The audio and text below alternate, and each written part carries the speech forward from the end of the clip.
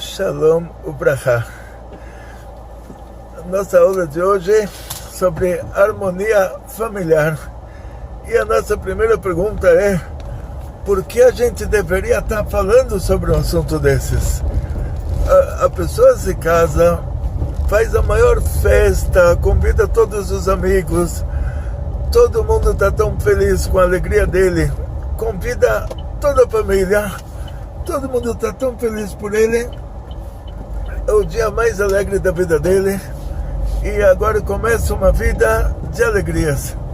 Antes ele estava sozinho, ela estava sozinha, e agora, graças a Deus, os dois se unem, um vai ajudar o outro, a vida vai ficar muito mais fácil, muito melhor, e a gente nem deveria estar falando sobre harmonia familiar, a não ser que existisse o Yetzer Hara.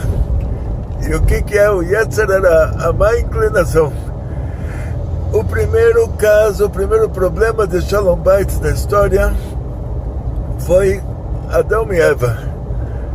A Eva deu para Adão a fruta proibida, a cobra falou para ela que vale a pena, ela ouviu a cobra, não ouviu Deus, deu a fruta proibida para o marido achou que ia dar certo, e a cobra falou para ela que se ela come essa fruta, ela vai virar Deus. Que Deus comeu a fruta dessa árvore e virou Deus, agora ela comendo, ela vai virar Deus. Agora, Deus tinha falado que se ela comer, ela morre. E aí ela comeu com a intenção de que, ela acreditou na cobra, que ela vai virar Deus. O que aconteceu? Ela não virou Deus. Então, ela entendeu que Deus estava certo. Então, a consequência disso é contrária, que ela vai morrer. Aí, o que vai acontecer? Ela vai morrer, e o marido, o que ele vai fazer? Aí, ela teve uma ideia sensacional. Ela vai dar para ele também a fruta proibida. Aí ele morre também. Então esse foi o primeiro problema de Shalom Bait da história. Primeiro problema de harmonia familiar. Não estava bom para ela, ela não quis que tivesse bom para ninguém. Ela fez um precedente, ela abriu uma porta para todos os problemas de Shalom Bait da história. Quer dizer, a pessoa não está feliz, então ninguém dentro dessa casa vai ficar feliz. A pessoa fez um erro, perdeu dinheiro, chega em casa com a cara fechada, todo mundo tem que sofrer porque ele perdeu. A mulher brigou com a amiga, chega em casa, desconta no marido. Por quê? Porque ela não está feliz, então ela comeu a fruta proibida, ela viu que no lugar de melhorar, piorou, então ela quer que fique pior para todo mundo. Então a Eva no paraíso, ela deu aquela fruta para os animais, para todo mundo que ela pôde. Ela falou assim, ela tem que morrer, todo mundo morre junto. E esse é um problema grave no Shalom Bait. Por isso que existe essa necessidade de se fazer uma harmonia familiar. Sendo que a natureza humana, nós todos somos filhos de Adão e Eva, e a natureza humana é essa. Se a pessoa não está feliz, ela vai querer que ninguém esteja feliz enquanto ela não está feliz. É tipo o Irã e os Estados Unidos. O Irã está numa linha de que se eles não podem vender petróleo, ninguém vai vender. E aí todo mundo tem que mandar navios de guerra para lá, quer dizer, aí começa todo aquele problema de Shalom Bait entre todos os países do mundo, por causa desse conceito humano, dessa natureza humana, de que se não está bom para mim, não pode estar bom para ninguém. Na hora que estiver bom para mim, aí eu vou ter uma tolerância, eu vou aceitar que vai estar bom para os outros também. Mas se não está bom para mim, não vai estar bom para ninguém. Quer dizer, você vai ver na minha cara a cara que você tem que fazer. Você vai ver no meu comportamento como você tem que se comportar. Você entrou na minha sala, você viu que eu estava bravo, então não dê mais nenhum sorriso. O que acontece na prática é que a pessoa casou para ser feliz. Então imagina, o marido chega em casa, a mulher tá toda paranoica, ela pega o WhatsApp dele e começa a verificar. Esse te ligou, o que ele queria? Vai saber o que ele queria. A outra pessoa te ligou, vai saber o que ela queria, vai saber sobre o que vocês conversaram. Deus me livre, a casa, no lugar da vida a dois ficar melhor do que era antes de ter a vida a dois, aí ele começa a ficar com saudades da época que ele não tinha casado. Ele começa a ficar com saudades da época que ele chegava em casa com o telefone e não tinha ninguém que interrogava, que fazia para ele uma sessão de delegacia e interrogatórios e suspeitas. E agora chegamos ao principal. O principal são as suspeitas. Sendo que isso é uma coisa grave, a Gemara já deixou claro para a gente que a pessoa que ele suspeita, a Roshed Beksherim Loke Begufah, a pessoa que suspeita de pessoas honestas, de pessoas que não fizeram aquilo que ele está suspeitando, ele lá de cima, ele ganha dores, ganha doenças, dores, ele ganha problemas de saúde. E geralmente, o que se suspeita é o que a pessoa não fez, porque quem suspeita já suspeita o pior. Quem suspeita já suspeita ao extremo. Quem suspeita, a mulher dele chega em casa, ele pega o WhatsApp dela, ele vê que alguém ligou, ele fala, com certeza, você dormiu com o cara, você foi rezar com ele na igreja e vocês foram assassinar juntos. Com certeza foi isso, não pode ter sido menos do que isso. Então o problema é esse, que sempre que a pessoa suspeita, por causa que ele já está suspeitando, ele está suspeitando errado, porque ele já suspeita o extremo. E a estatística de pessoas que eles chegam ao extremo é uma estatística muito pequena. Então a chance de errar na hora que a pessoa está suspeitando é a mesma chance de ganhar na loteria. Você vai para a casa lotérica, você compra um bilhete aí de quina, Mega Sena, não sei todas as propostas lá, e aí imagina de quantos milhões de pessoas que compraram, você foi a pessoa que ganhou. Essa mesma estatística é quando você suspeita, quando a esposa suspeita do marido, quando o marido suspeita da esposa. Quer dizer, é muito difícil a pessoa chegar a fazer uma coisa extrema.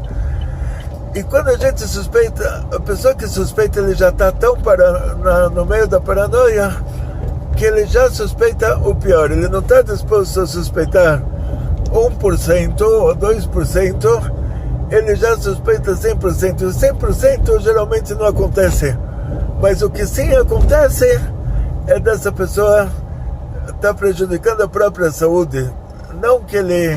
Não por causa da preocupação dele, da paranoia que ele está suspeitando do outro, mas porque ele está despertando lá em cima agora um decreto contra si próprio, que mesmo se ele não fez nada para prejudicar a própria saúde, quer dizer, ela teve o prazer em suspeitar, ela está alegre com isso, ela está feliz que ela está suspeitando, ela não teve preocupação nenhuma, não pegou gastrite por causa disso, mas ela pega a doença por causa que é decretado lá em cima que quem suspeita de pessoas que não fizeram aquilo que ele está suspeitando, essa pessoa,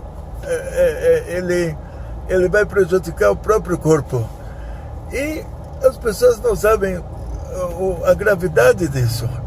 Quer dizer, tipo assim, você acusou alguém e agora foram para o tribunal.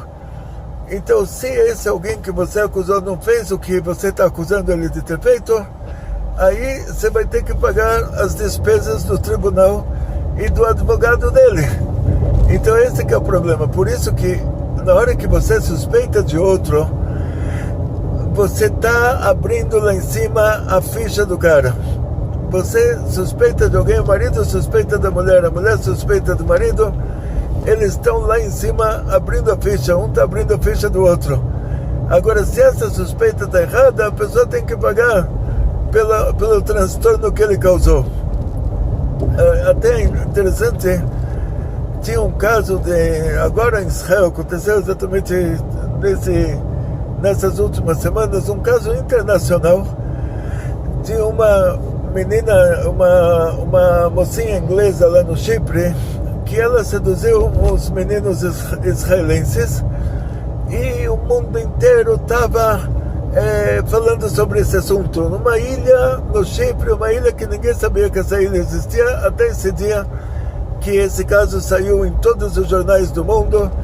17 israelenses violentam uma turista inglesa, uma coisa assim. E na hora que eu li isso no Jornal de Israel, eu já sabia que era alguma coisa assim. Eu conheço os meninos lá em Israel, fui professor lá há 23 anos. Eu sei que eles são ingênuos o suficiente para ela ter seduzido eles, e eles não são maliciosos o suficiente para eles seduzirem ela. Então entendi já que tinha alguma coisa assim. Em algumas semanas a polícia do Chipre descobriu toda a trama, que ela tinha seduzido eles e para dar o golpe depois, para publicar que eles violentaram ela. Então o prefeito dessa ilha, ele falou: olha, agora essa mulher vai ter que pagar caro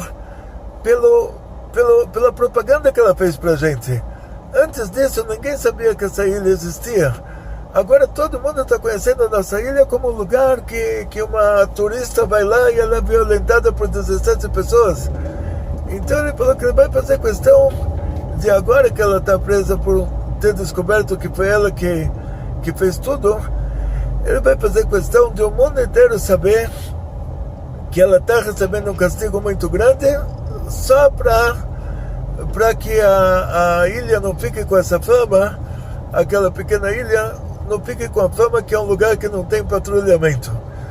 Então o que acontece quando a gente suspeita de alguém que não fez o que ele fez? A gente está acusando ele lá em cima, a gente está inventando uma história no tribunal divino, a gente está inventando uma história que não aconteceu em cima dessa pessoa. Por quê? Porque a gente imagina, é melhor eu imaginar o pior, mesmo que não aconteceu, e depois, se não aconteceu, eu me acalmar, do que eu imaginar o melhor e vai saber se não aconteceu o pior. Mas isso pela Torá é proibido. Mas é proibido assim de verdade. Por quê? Na hora que a pessoa está suspeitando, ele está entrando no tribunal divino e ele está fazendo uma acusação. Ela está falando: olha, meu marido dormiu com outra.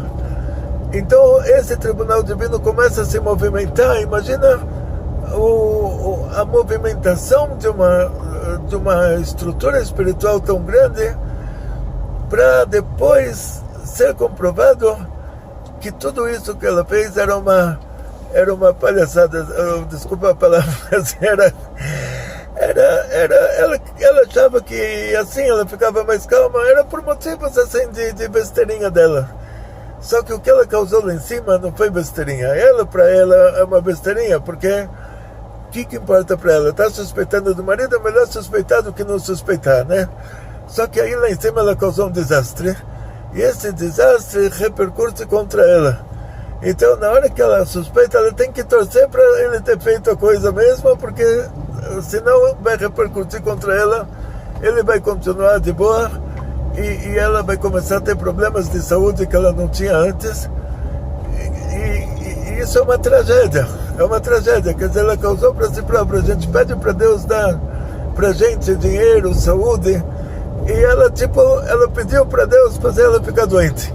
É uma coisa assim, uma tragédia verdadeira. Então o certo é a gente pensar em si próprios. Pensar em si próprios quer dizer nunca suspeitar do nosso cônjuge, nunca mesmo. A gente se lembrar que a gente casou para ter uma vida legal, casou para ser feliz. Quando você sai num passeio e o seu cônjuge errou o caminho, não inferniza, que o passeio é uma coisa boa. Quando ele chega em casa com o telefone, não pega o telefone, porque você não sabe quem ligou, para quem ligou. Na hora que você começa a desconfiar, você está abrindo fichas lá em cima, você está abrindo várias fichas, Se de cada ficha você tiver que receber uma dorzinha de costas, uma dorzinha de pernas, uma dorzinha de braços, no fim você não sai mais da cama. Então, deixa quieto, se lembra todo dia, acorda de manhã, fala, eu casei para ser feliz, eu estou feliz, Deus não ia me aprontar uma dessas de eu casar e não ser feliz. Então, não vai procurar, como se fala no português antigo, na época que tinha sarna no Brasil, não sei, 500 anos atrás, que eles falavam procurar sarna para se coçar. Hoje você quer mostrar uma sarna para uma criança, nem nos cachorros você consegue encontrar mais.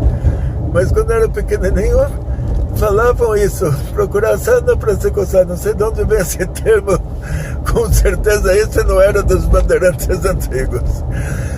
Mas a pessoa vai, casou, todo dia tem que agradecer a Deus que ele é casado, graças a Deus. Todo dia tem que agradecer a Deus que você tem uma família.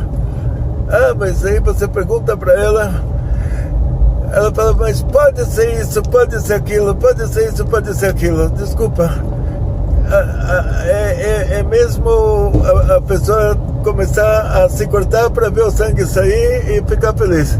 É uma coisa assim, tipo, a pessoa não quer se matar totalmente, então ele vai se cortando pedacinhos assim. Porque ela está se destruindo fisicamente, ela está atraindo para si, lá de cima, decretos para ela perder a saúde totalmente, por causa que ela se sente mais segura suspeitando. Porque ela suspeitando, ela sente que ela está controlando a situação. Se ela não suspeita mais, ela sente que a situação saiu de controle. Então quer dizer que Deus não existe, quer dizer que só existe ela. Se ela controla, está sob controle. Se ela não controla, não está sob controle. Quer dizer que Deus não dirige mais o mundo.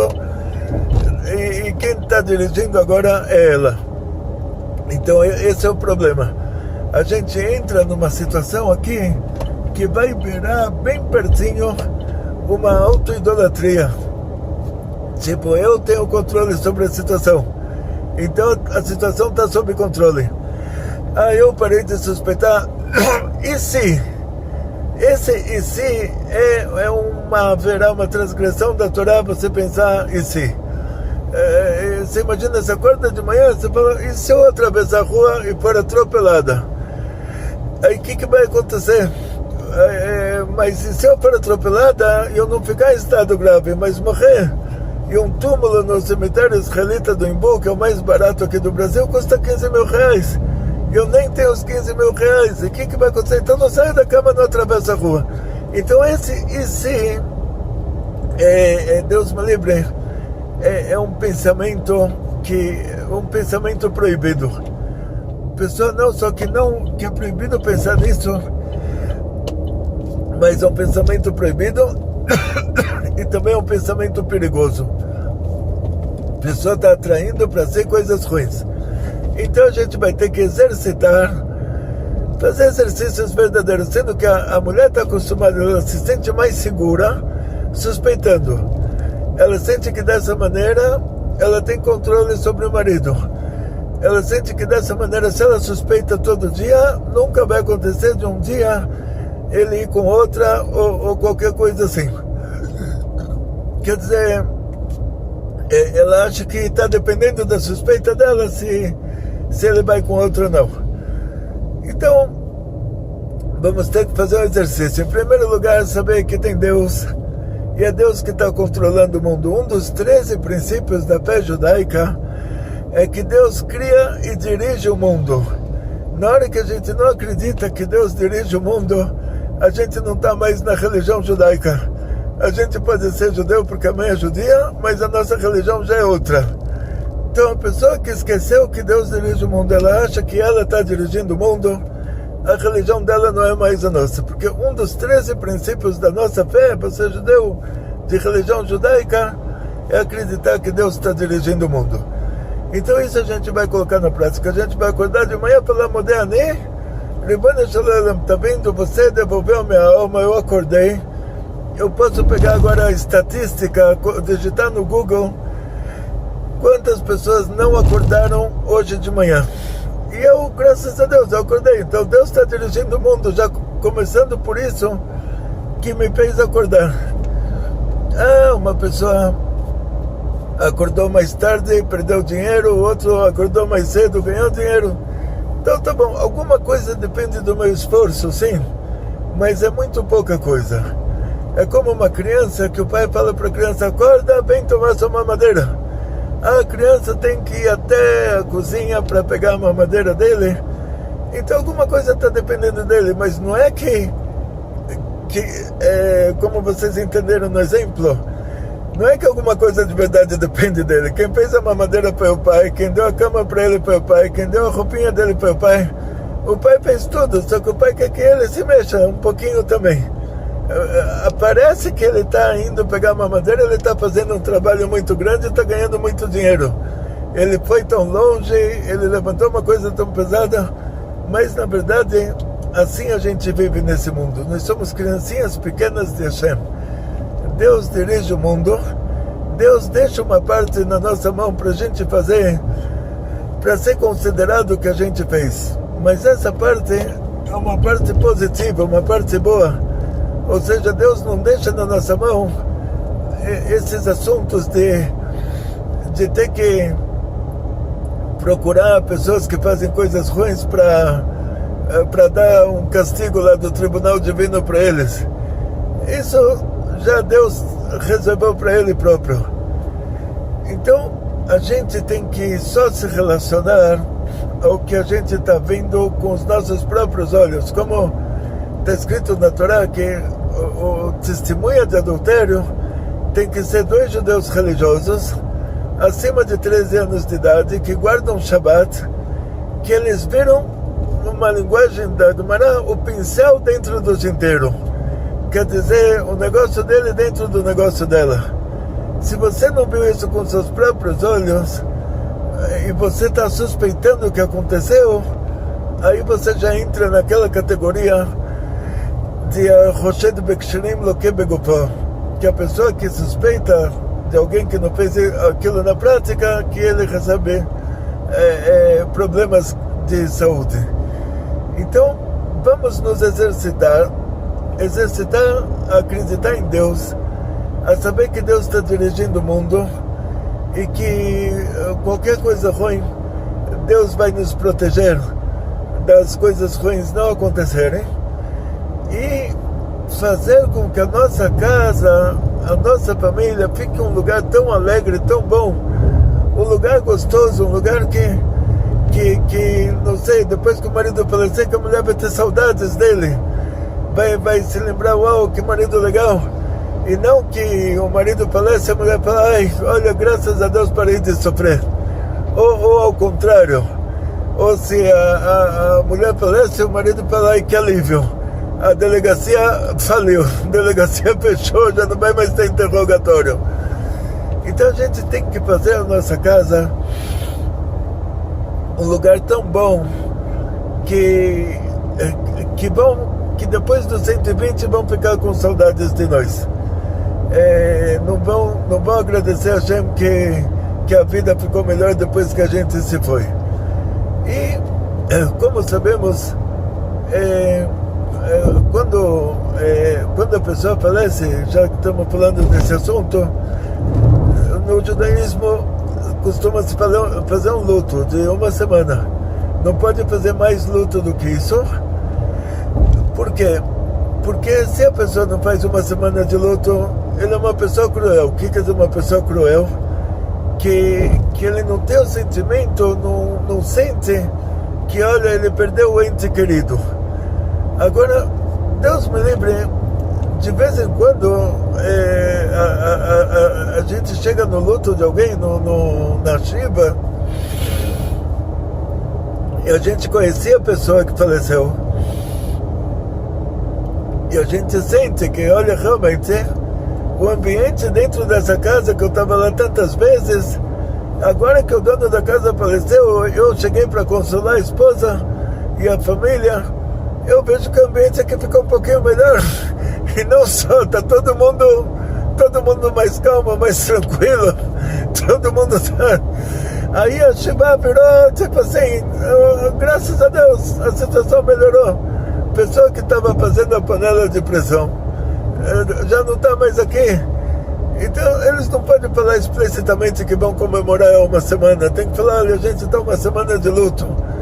Mas você vê pelo ambiente que o ambiente já ficou gostoso, já está todo mundo conversando, todo mundo já não tem mais toda aquela suspeita, você falou com esse, você falou com aquele, você olhou para esse, você olhou para aquele, já toda a nuvem negra já desapareceu.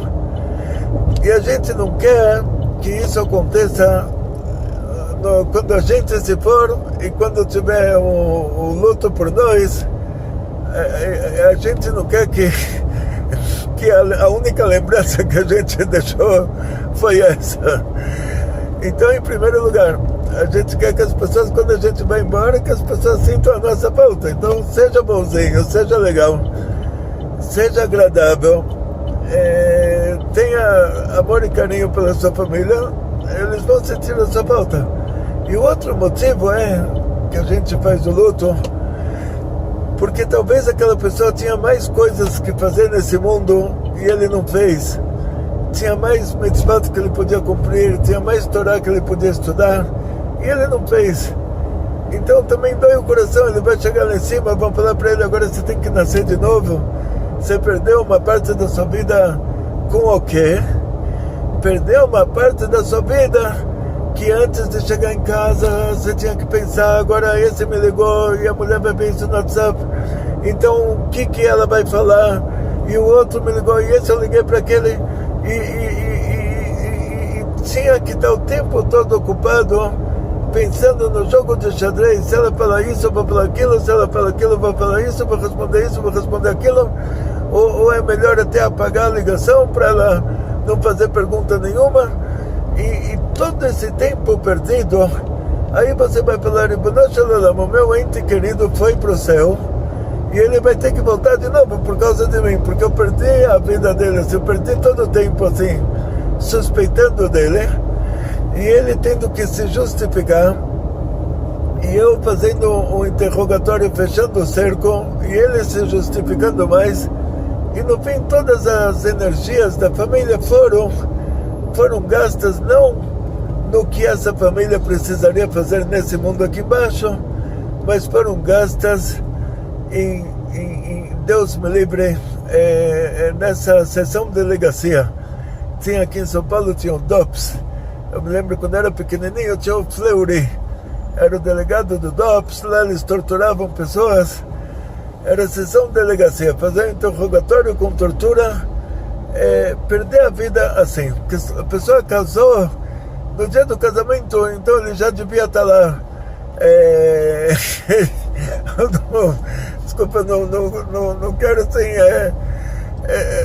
não sei, já devia avisar a mulher antes de casar, falar, olha, você vai casar comigo, a vida inteira eu vou ficar te bisbilhotando, e cada vez você vai se complicar, você vai ter que me explicar quem ligou, o que falou, como falou, o que você queria com a pessoa, o que a pessoa queria para você. Avisa antes de casar, avisa que a vida da mulher vai ser assim, a vida inteira. Vê se ela está disposta de qualquer maneira a se casar, sabendo que você está preparando para ela infernizar a vida dela há 50 anos. E a mesma coisa ao contrário. A mulher antes de casar teria que falar para o marido, olha, você vai casar comigo, eu vou te infernizar. Todo dia você vai ter que chegar em casa, bater ponto, entregar o telefone, eu vou te fazer um interrogatório, eu vou verificar quem te ligou, o que queria de você, o que vocês conversaram, por que vocês conversaram. Já avisa antes de casar, olha, você está entrando numa cela de delegacia. Você vai viver na cela da delegacia 50 anos com 3 interrogatórios por dia. Ah, você fala, tá bom, mas ninguém, Deus me livre, ninguém vai falar uma coisa dessas antes de casar, porque a pessoa não é louca. Ele está casando para ser feliz. Então não esquece disso, não esquece que você casou para ser feliz, você não tem que bisbilhotar o que a sua esposa faz, ela não tem que bisbilhotar o que o marido dela faz, a mulher não tem que bisbilhotar o que o marido faz, o marido não tem que bisbilhotar o que a mulher faz, tem que ter uma confiança, tem que ter uma amizade, tem que ter uma alegria, tem que ter uma harmonia. Então, por causa disso, a gente tem que exercitar a nossa mente, sendo que a gente está acostumado dessa maneira que a gente tem controle sobre uma situação. Então a gente tem medo que a nossa casa seja assaltada. Então, de noite, antes de dormir, a gente tranca todas as portas e tranca a janela, porque você sabe, se eu estou dormindo e a porta está aberta, eu não tenho como me defender. Então, essa mesma coisa acontece onde não precisa acontecer. Tipo assim, se as crianças estão chegando da escola e você trancou todas as portas e todas as janelas, as crianças não conseguem entrar em casa e estão com fome sentados na calçada. Aí você fala, não, mas é importante trancar a porta, é importante trancar a janela, mas olha, para quem você está trancando? Você está trancando para o ladrão? Tá bom, mas você está trancando para sua família? Não tá bom.